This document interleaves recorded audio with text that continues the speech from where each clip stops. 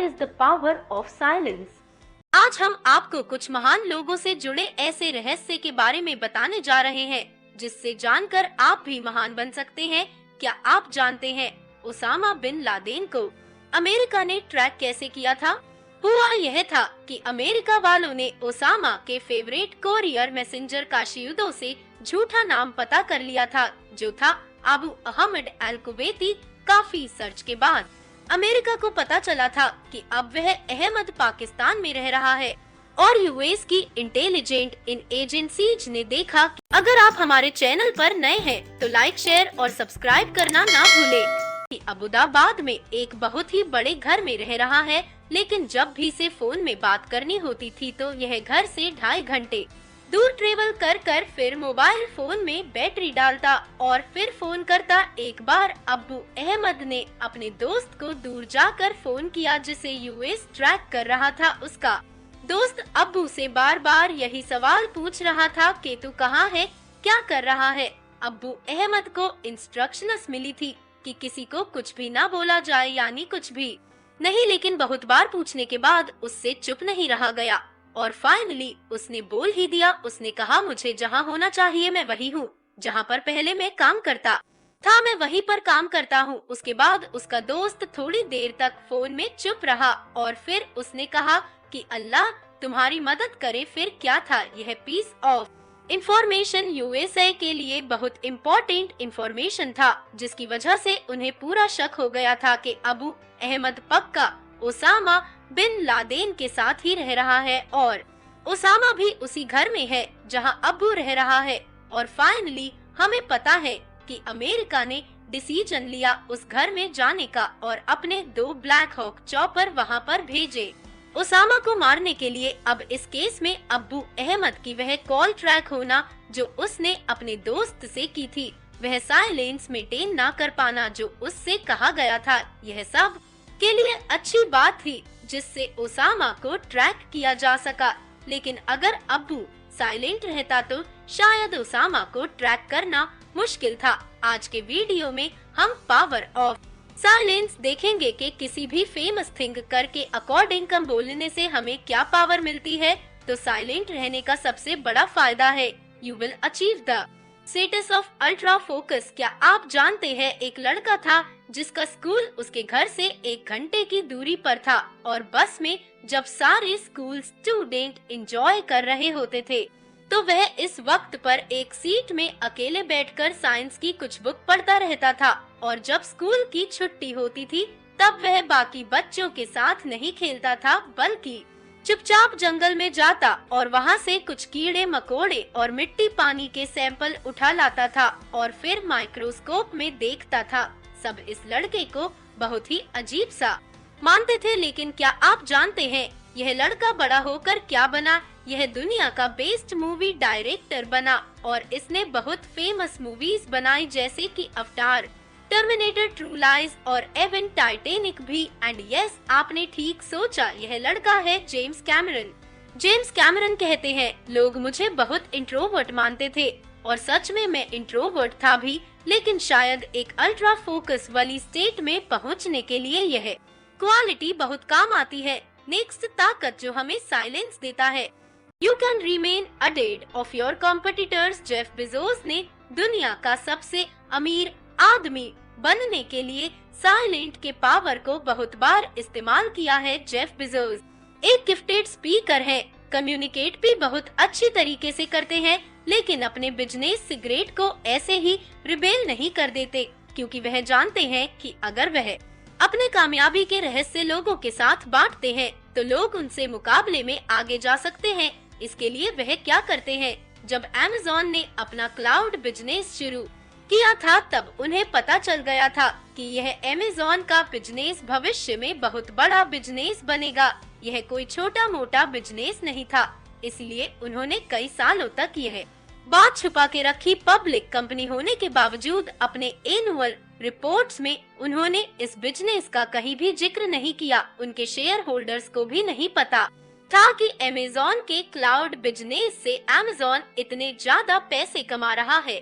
Jeff Bezos जानते थे कि क्लाउड के बिजनेस में कोई ब्रांड नहीं है, यह तो बस एक टेक्नोलॉजी का बिजनेस है जो कोई भी बड़ी कंपनी कॉपी कर सकती है, लेकिन जाफ यह जानते हैं अगर वह इस बात को कई सालों तक छुपा लेते हैं कि क्लाउड बिजनेस से वह बहुत सारा प्रॉफिट कमा रहा है, तो कंपीटिटर्स उन्हें कॉपी करने में लेट हो जाएंगे, जिसकी वजह से उन्हें फर्स्ट मूवर एडवांटेज मिल जाएगा और वह बहुत ज्यादा मार्केट कैप्चर कर लेंगे। और बिल्कुल हुआ भी यही। जेफ 2015 तक चुप रहे और फाइनली 2015 में अमेज़न ने अपने एनुअल रिपोर्ट्स में रिवील किया कि उनका क्लाउड बिजनेस उन्हें बहुत सारा पैसे कमा कर दे रहा है।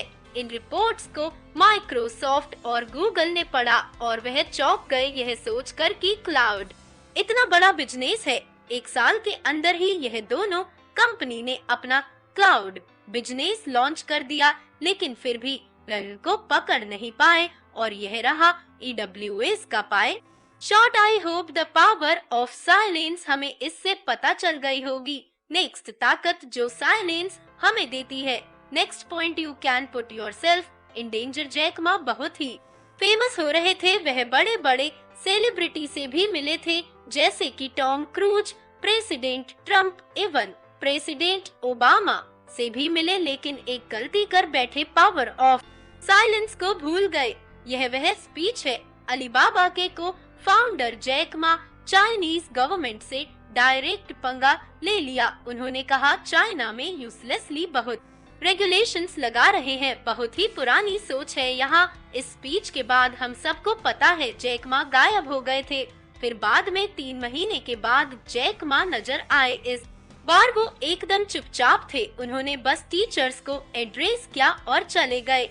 यह चाइनीज गवर्नमेंट का मैसेज भी था कि यहाँ के बिजनेस में चाइनीज गवर्नमेंट से पंगा ना ले और पॉलिटिक्स में इंटरफेयर ना करे। वहाँ के बहुत से बिजनेसमैन पावर ऑफ साइलेंस जानते हैं और अपने काम से काम रखते हैं। For example Chinese company Tencent की फाउंडर पूर्णिमा शॉर्ट इंटरव्यूज देते हैं और चले जाते हैं। इतना ही नहीं, हमारे मुकेश अंबानी भी कभी भी यह नहीं दिखाते कि वह पॉलिटिकल लीडर्स से आगे है। एक बार एक इंटरव्यू के दौरान एक इंटरव्यूअर ने उन्हें इंट्रोड्यूस करते हुए कहा, हमारे साथ मुकेश अंबानी है जो कि हिंदुस्तान के सबसे पावरफुल इंसान है। तो इस पर मुकेश अंबानी ने कहा, मैं खुद को इस दुनिया का सबसे पावरफुल इंसान नहीं मानता।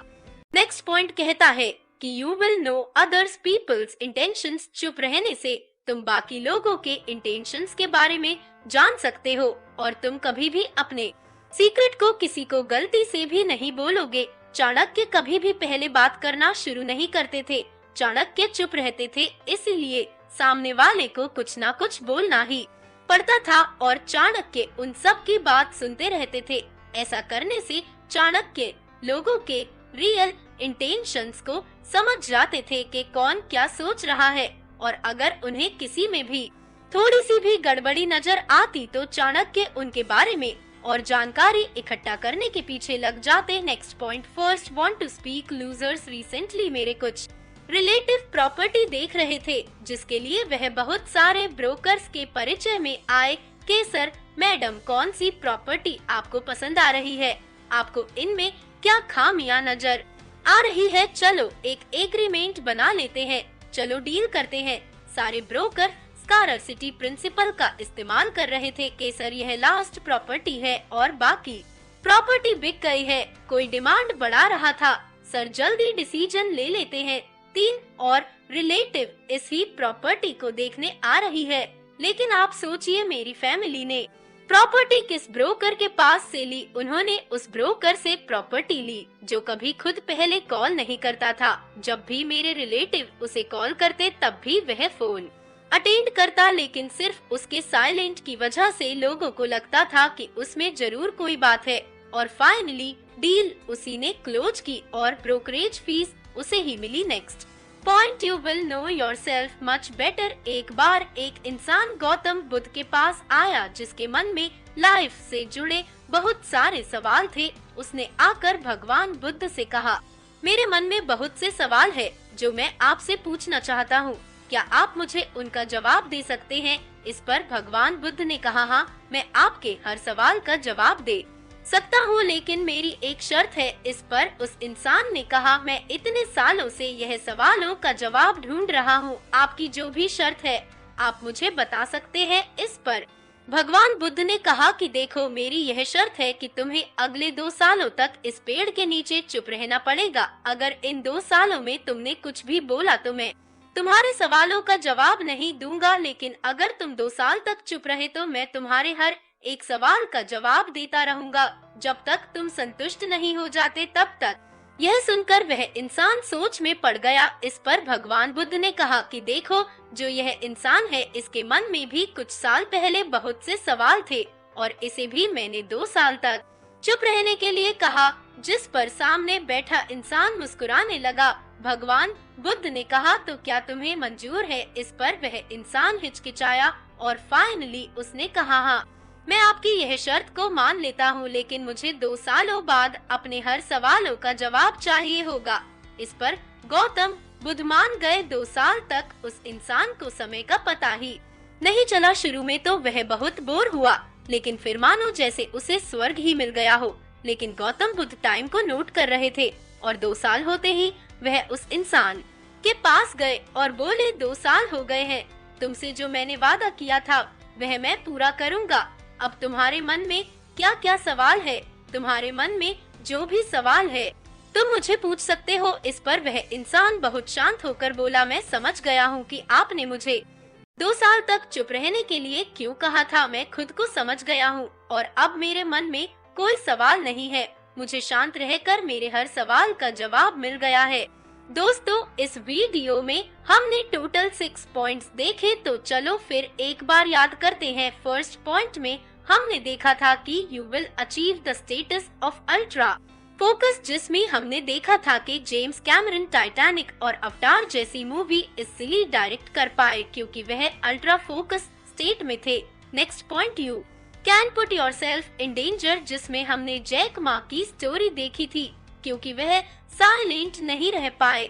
इस वजह से उन्हें कई परिणाम भुगतने पड़े, पर मुकेश अंबानी जैसे बिजनेसमैन जिनके नेट इनकम जैक मा से भी ज्यादा है, वह पावर ऑफ साइलेंस को समझते हैं और जितना जरूरत है उतना ही बोलते हैं। Next point, that you will know other peoples intentions, जिसमें हमने चाणक्य की स्टोरी देखी थी, कैसे कम बोलने से हम दूसरों के इंटेंशंस के बारे में पता लगा सकते हैं। Next point, first one, to speak to losers, इसमें हमने एक ब्रोकर की स्टोरी देखी थी कि किस तरीके से चुप रहने से लोगों को लगता है कि हम में कुछ पावर है, कोई मिस्ट्री हो सकती है।